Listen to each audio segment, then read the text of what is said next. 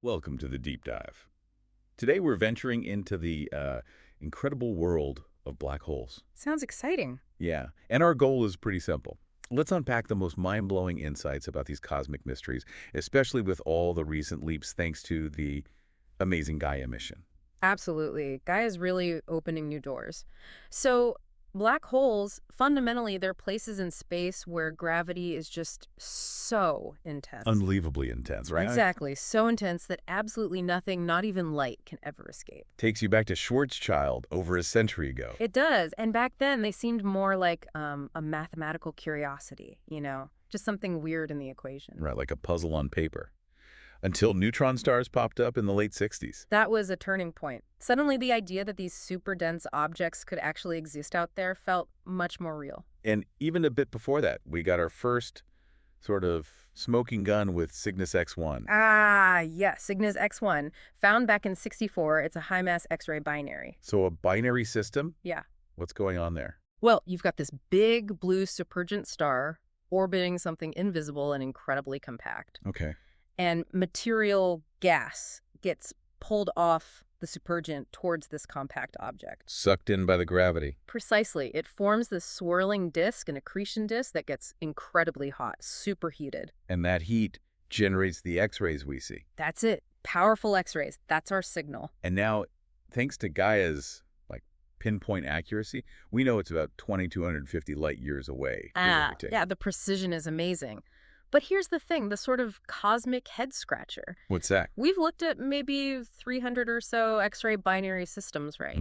But we've only confidently pinned down about 20 stellar mass black holes within them. 20. Out of 300, that feels sparse. It is sparse. Yeah. And that's what's intriguing. It strongly suggests there could be way more stellar mass black holes out there just hiding. Hiding how? Well, think about it. If a black hole is all by itself, no companion star nearby to steal gas from. No accretion disk, no X-rays. Exactly. Or if it's in a really wide orbit where the interaction is minimal, it's practically invisible.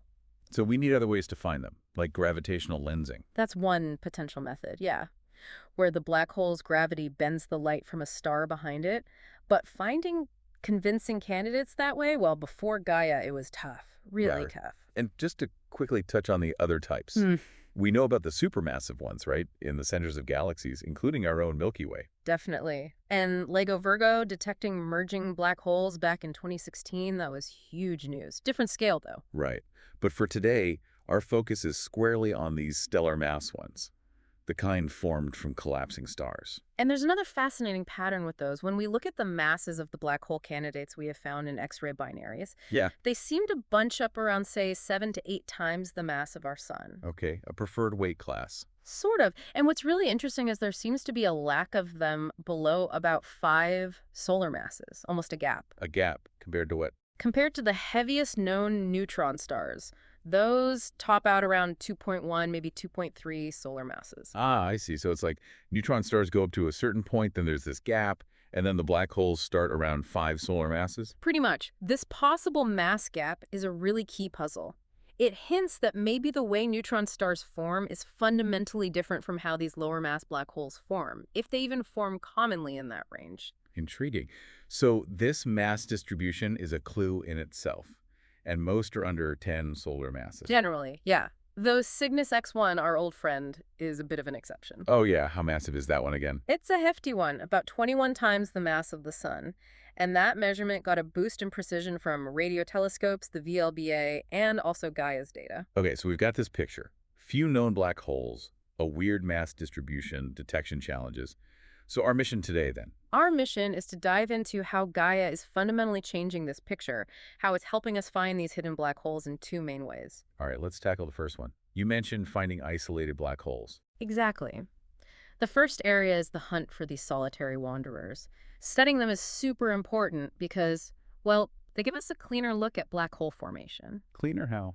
Less complicated by interactions with a binary companion star, The evolution is simpler, potentially. Makes sense. It's like, But as we said, seeing them directly is basically impossible. right now, yes. So gravitational microlensing is our primary tool for these isolated ones. That's the gravity bending light thing again. Yeah. Imagine a black hole drifting through space. It passes directly in front of a much more distant star from our perspective. Okay. The black hole's gravity acts like a lens, a gravitational lens, briefly magnifying the light from that background star. Makes it look brighter for a short time. But you mentioned a problem with just measuring the brightness change, a degeneracy. That's right. Just looking at how the brightness changes over time, the photometric microlensing doesn't easily tell you the mass of the lens. A nearby low-mass object moving fast can create a similar brightening effect to a distant high-mass object moving slower. Ah, the mass velocity ambiguity. Exactly. And that's where precise astrometry comes in, measuring the tiny shift in the position of the background star as the lens passes by. And that's something Gaia is exceptionally good at. Gaia is revolutionizing astrometry, yes. But for this specific groundbreaking study, they actually needed the Hubble Space Telescope's resolution. Okay, tell us about that study. This sounds big. It really was.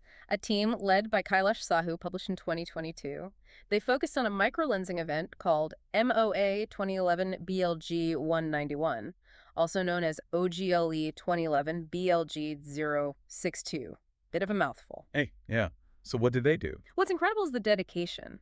They used Hubble to observe this event repeatedly over 6 years, 8 different epochs or points in time. 6 years of Hubble time. Wow. It allowed them to measure that incredibly subtle astrometric deflection, the tiny apparent wobble of the background star caused by the lensing black hole drifting past. And how does that help break the degeneracy? By combining the shape and timing of that astrometric wobble with the brightness changes, and also using the Earth's own motion around the sun. Like a parallax effect. Exactly, the microlensing parallax signal. It gives you different viewpoints over the year.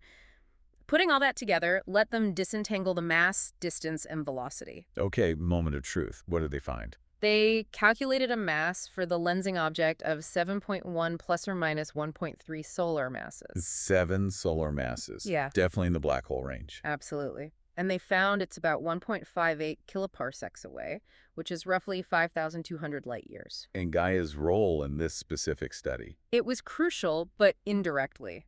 Gaia's early data release 3 provided super accurate, proper motions, the sideways movement across the sky for lots of other stars in the background of the Hubble images. Ah, so Gaia helped calibrate the reference frame. Precisely. It helped establish an extremely stable reference grid, which was essential for measuring those minuscule deflections seen by Hubble, made the Hubble measurements trustworthy. And the lensing object itself, did they see any light from it? Nope, nothing detectable.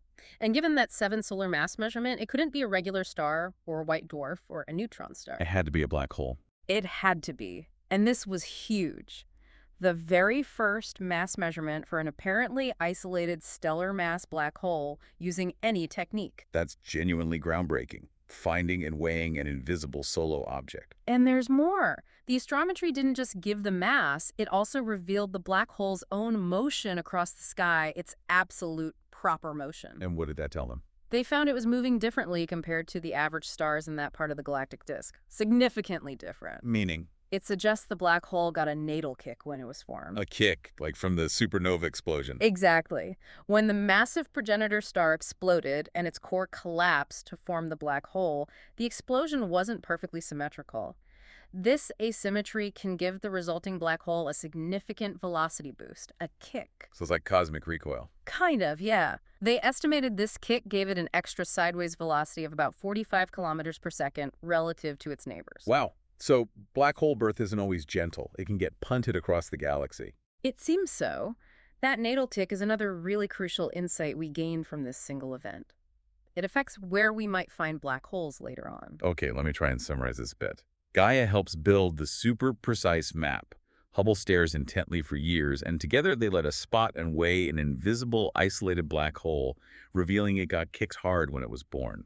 That's a pretty good summary. It shows the power of combining these different observational techniques. Absolutely incredible. Okay, so that's isolated black holes. What's the second major area where Gaia is making a difference? The second area is finding black holes in binary systems, but ones that aren't brightly shining in X-rays. We call them non-accreting or maybe weakly accreting black hole binaries, sometimes called dormant black holes. Ah, the quiet ones. Why are they important? Well, they likely represent a much larger population than the X-ray bright ones, and finding them helps us understand binary evolution, how stars interact, and how these systems form. Have we found any of these before Gaia? There have been some candidates emerging recently, even before this latest Gaia data release. often found using traditional radio velocity surveys, looking for the wobble in a visible star's spectrum caused by an unseen companion. Right, the Doppler shift method. Exactly. And intriguingly, some of those recent candidates seem to have masses in that potential mass gap we talked about, around 3 to 4.5 solar masses. Still debated, but interesting. But Gaia brings something new to the table for finding these. Oh, massively. Gaia's all-sky survey and its incredible astrometric precision are revealing a huge population of binary stars, especially nearby ones. We can now detect the tiny gravitational wobble caused by an unseen companion, not just in its radial velocity, but also in its position on the sky. So Gaia can see the star physically moving back and forth. Subtly, yes, over time. This allows us to find companions, including quiet black holes, in much wider orbits than we could easily find before. We could potentially be looking at finding hundreds of these systems eventually. Hundreds, that's a lot. It is, and just look at Gaia's Data Release 3, or DR3. It contained ready-made orbital solutions for over 100,000 binary systems, where only one star is visible, what we call single-line spectroscopic binaries. 100,000. How does that compare to before? It's a gigantic leap, maybe Yeah. 10 times more than we had cataloged with orbits before, something like that. And from these orbital solutions, especially when combined with other data, we can start figuring out the masses of those unseen companions. And sift out the black hole candidate. Exactly. And right out of the gate with DR3, we got a landmark discovery. Two independent research teams working separately, but using that DR3 binary catalog. Yeah. They simultaneously announced the discovery of the first confirmed dormant, non-accreting black hole binary system found this way. Wow. What's it called? It's got a typically glamorous Gaia catalog name, Gaia DR3433653524153016332. Let's just call it Gaia BH1 for short, maybe. Gaia BH1, what's it like? Well, the visible object is reasonably bright, about magnitude 13.8. And the system was flagged because Gaia's data showed a star that looked like a normal single star on the main sequence, but it had an orbital solution suggesting a very massive unseen companion. The mass ratio was unusually high. So the star was moving a lot, implying something heavy was pulling on it. Precisely. Yeah. So the teams did follow-up observations. Spectroscopy measuring the radial velocity very precisely over time. To confirm the orbit Gaia saw. Yes, and to refine it. And their measurements perfectly validated the orbit Gaia had found from the astrometry alone. Okay, so what about the star we can see? It turns out to be a pretty normal G-dwarf star, quite similar to our sun, maybe slightly less massive, around 0.9 solar masses. It's slowly rotating, surface temperature about 4900 Kelvin. Looks like a standard main sequence star. And crucially, no sign of light from anything else. Exactly. The spectra showed no evidence of light from a second luminous source. It really looks like a single star, optically. So you combine the orbit from Gaia, the astrometry, and the radial velocities. You combine all that information, apply Kepler's laws and some physics, and you can pin down the mass of the invisible companion. And the result. The mass comes out at 9.8, plus or minus just 0.2 solar masses. Nearly 10 solar masses, clearly a black hole. Unambiguously a black hole, yes. And a pretty substantial one. Any other interesting details about this Gaia BH1 system? A few things. The visible star isn't extremely metal poor. Its composition is reasonably similar to the sun's, and its overall path through the Milky Way. Its galactic orbit. Yeah, it looks like a typical thin disk star orbit, which suggests it probably formed within the main disk of our galaxy and maybe didn't get a huge natal kick when the black hole formed. Or if it did, the kick didn't dramatically alter the binary's path. Okay. What about the orbit within the binary system? Is it circular? No, it's actually quite eccentric, quite elliptical. The eccentricity is about 0.45. And how long does one orbit take? The period is about 185 days, which is significantly longer than the orbital periods we typically see in those bright X-ray binaries. Those are usually days or even hours. So wider orbit, longer period. Makes sense why it's not accreting much, maybe. That's likely part of it. But here's perhaps the most mind-blowing part. Go on. Its distance. It's only about 480 parsecs away. 480 parsecs. Wait, how far is that in light years? About 1570? Roughly, yeah. Just over 1,500 light years. That sounds close Yeah. for a black hole. It is close. It makes Gaia BH1 the nearest known black hole to Earth by a factor of 3. Wow. The closest one was hiding in plain sight until Gaia pointed it out. Pretty much. And this single discovery, finding the closest one like this, strongly implies there must be a large population of these dormant black holes in binary systems just waiting to be found right here in our galactic neighborhood. That is incredible. So the nearest black hole isn't some dramatic X-ray source, but this quiet companion to a sun-like star. Seems that way. It really changes our perspective on the local black hole population. Does this system pose any challenges for astronomers? Like, how did it form? Oh, absolutely. It's actually quite puzzling. Standard models of binary star evolution have a tough time explaining this system. Why is that? Well, for the black hole to form, its progenitor star must have been very massive. When that star reached the end of its life, it would have expanded hugely, likely engulfing the sun-like companion in what's called a common envelope phase. Which sounds pretty disruptive. Extremely. It's hard to see how the relatively fragile sun-like star would survive that phase unscathed. And even if it did, common envelope evolution usually leads to much tighter orbits, not this wide 185-day period. So the standard picture doesn't quite fit. Any alternative ideas? People are exploring them. Maybe it started as a triple system, and interactions there led to this configuration. Or perhaps the binary was assembled dynamically through gravitational encounters inside a dense star cluster. It's an active area of research. So finding this thing isn't just cool, it's forcing us to rethink how these systems even come to be. Exactly.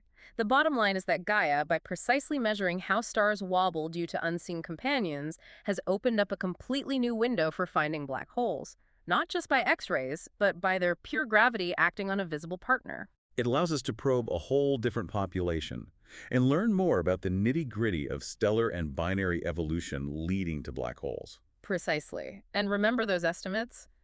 Maybe 1 million such systems in the Milky Way. 1 million. Wow. Future Gaia data releases could potentially uncover hundreds more of these silent partners. Okay, let's try and pull this all together then.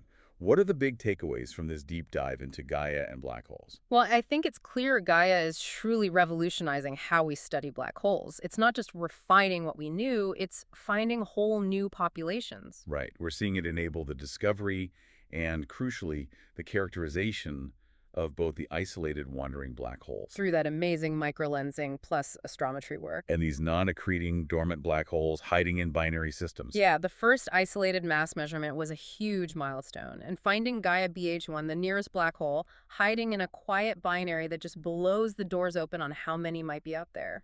It really suggests a large hidden population right under our noses, relatively speaking. Absolutely. And the potential for future Gaia data to just keep revealing more and more of these, it's immense. We're just scratching the surface. It definitely leaves you thinking, doesn't it? I mean, consider the implications. A potentially huge number of black holes scattered through our galactic neighborhood, most of which we couldn't see until now. What happens when they interact eventually? How does that shape the galaxy's future? Exactly. And what other cosmic secrets are still lurking out there in the dark, just waiting for a mission like Gaia, or maybe the next generation of instruments, to finally bring them into the light. It's a fantastic time to be studying the universe. So much still to discover.